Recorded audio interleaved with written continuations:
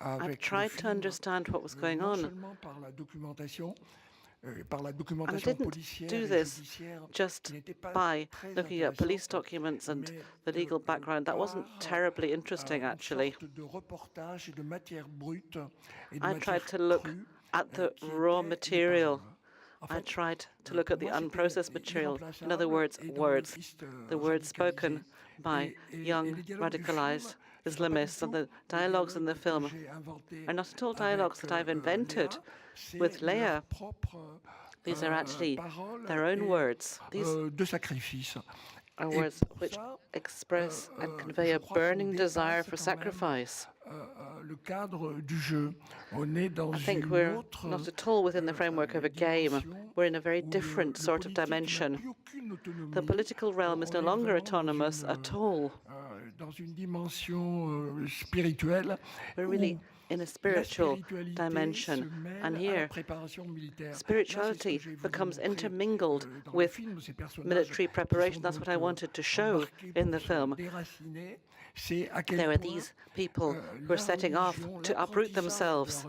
Learning about their religion is entangled with preparing for war. This has become their reason for existing. It's become their passion, and it's also become their reason for dying. Certainly, internet is vital.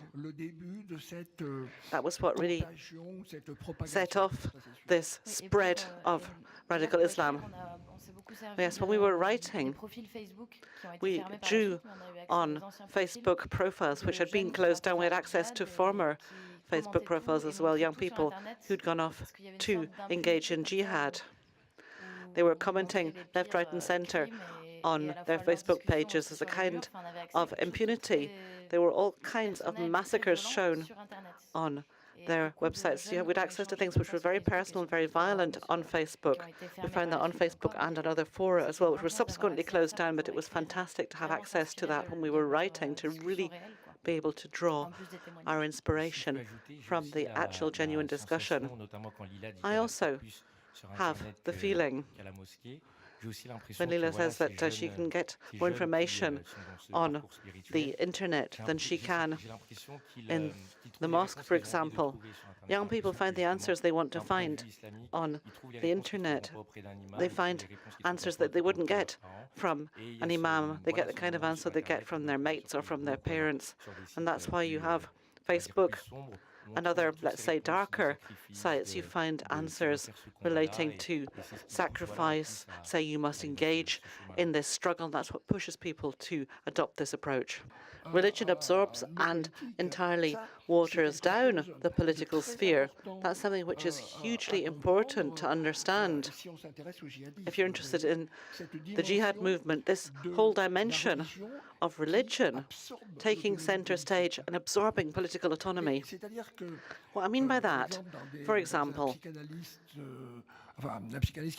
there's a psychoanalyst who's done a study on this, which I find very interesting.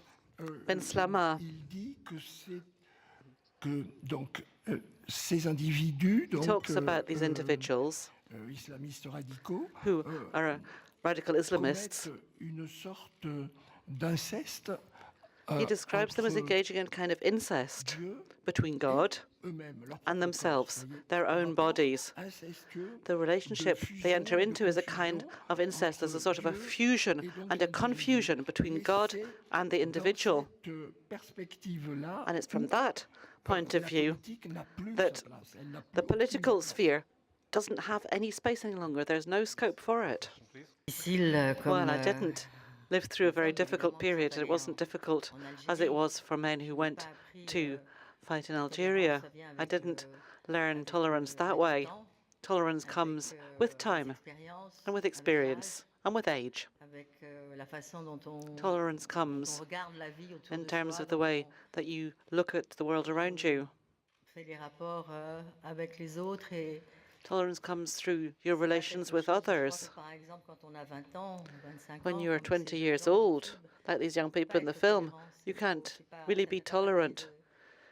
It's not really part of that phase in life.